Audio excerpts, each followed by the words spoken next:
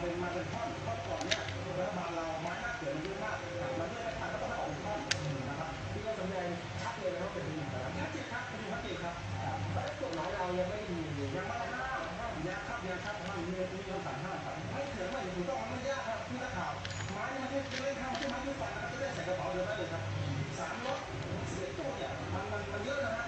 พันกว่าท่อนเนี่ยมันไม่ได้ครับมันตามรับขึ้นมากนี่คือสำเนาเอกสารที่นายคำสวัยนำมาชี้แจงเพื่อยืนยันว่าไม้ที่ขนข้ามมาในปี 2549 ไม่ใช่ไม้เถื่อนที่ลักลอบตัดแต่มีหลักฐานที่รับรองโดยหน่วยงานของรัฐทั้งตราประทับปมลที่แปลว่าป่าไม้ลาวรวมทั้งใบกำกับการขนส่งและบัญชีไม้พยุงที่อ้างว่าได้มาจากพื้นที่สร้างเขื่อนจำนวนมหาศาลมาจากตรงไหนที่ดินหรอไม่ครับเพราะมันเป็นคืออย่างนี้ไม้มันเยอะมากมันเป็นไม้หน้าเขื่อนพอตัดเสร็จแล้วเขาก็ต้องนะฮะระเบิดเพื่อเอาพื้นที่ทำเขื่อนทำไมถึงออกมาเพราะเป็นไม้หน้าเขื่อนมันเยอะมากนะหลายหมื่นชิ้นนะหลายหมื่นไม้นะฮะชัดเจนนะฮะระบุว่าไม้เป็นไม้นะฮะดูได้ครับไม่ได้ไม่ได้เลยนะไม่ได้เหมือนกันต่างนะฮะส่วนป่าไม้นะฮะระหว่างป่าไม้กับนะฮะที่ต่างว่าให้เป็นไม้สมบูรณ์แบบเขาคอนที่เขาคอนแต่เขาไม่หมดเขาจะเคาะที่สุดท้ายนะฮะให้ถึงเข้ามาเยอะก็ต้องเข้าไปแล้วปิดท้ายเคาะศิลปะเนี่ยตรวจสอบก็ต้องปล่อยนะฮะทำให้ตรวจปล่อยถึงนะเราจะเป็นปล่อยได้ยังไงถึงนะเขาก็ต้องรู้แต่เขาหาช่องทางนะฮะทางกฎหมายว่าเนี่ยมันต้องต้น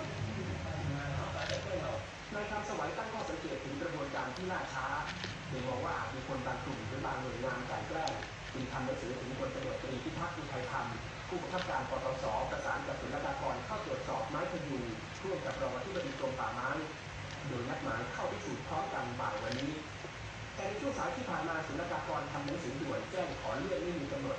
โดยอ้างถึงความจำเป็นจากสถานการณ์โรคระบาดโควิด -19 ผมคิดว่าการแต่งแรกมากกว่าครับเป็นการแต่งแค่เลยนะฮะเพราะว่าเอกสารแค่วันเดียวนะ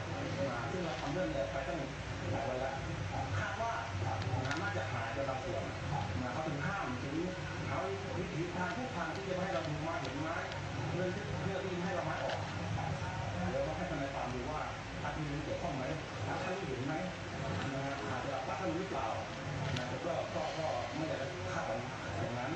ต้องมอบให้กับกฎหมายนะฮะทนายความคนรับผิดชอบเรื่องนี้ต่อไปนะฮะข่าว3 มิติพบว่านอกจากบริษัทโพสวรรค์ยังมีเอกชนหลายรายอ้างกรรมสิทธิ์และหนึ่งในนั้นก็คือเอกชนผู้ที่อ้างว่าได้รับมอบอำนาจจากรัฐบาลลาวติดตามไม้ล็อตนี้โดยมีนายสมศักดิ์แก้วหาลีเป็นผู้ตัดไม้คือกล่าวหาว่าไม้ในเอกสารที่นายคำสวัยนำมาอ้างเป็นไม้เถื่อนที่ลักลอบขนออกนอกประเทศสถาพรด่านขุนทดข่าว3 มิติรายงาน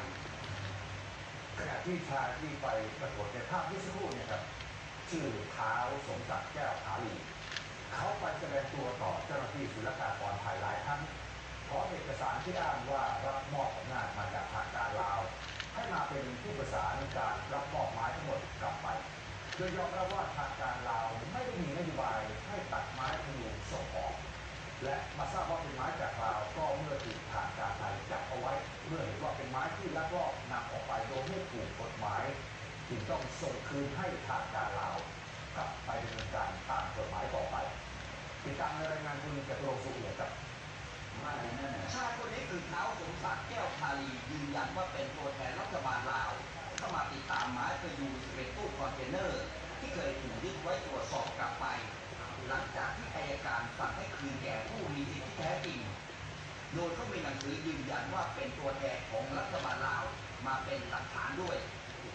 ทางรัฐบาลลาวนี่ทำขอคืนโดยตรงมาโดยตลอดแต่ไม่ได้รับความอะไรไม่ได้เขาบอกว่ารัฐบาลลาวไม่มีหลักฐานที่จะมารับเพราะว่า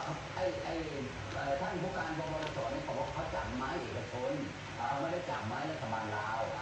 เขาพูดอย่างนี้แต่เราบอกว่าในช่องทางตู้เราขอมาว่าเป็นการลักลอบทรัพย์สินของเราลักลอบนำไม้ข้ามแดนที่ถูกตัดในเป็นลาวเพื่อจะไปขายโดยประเทศจีนคนที่ถูกหรือว่าที่ขนมาเป็นไม้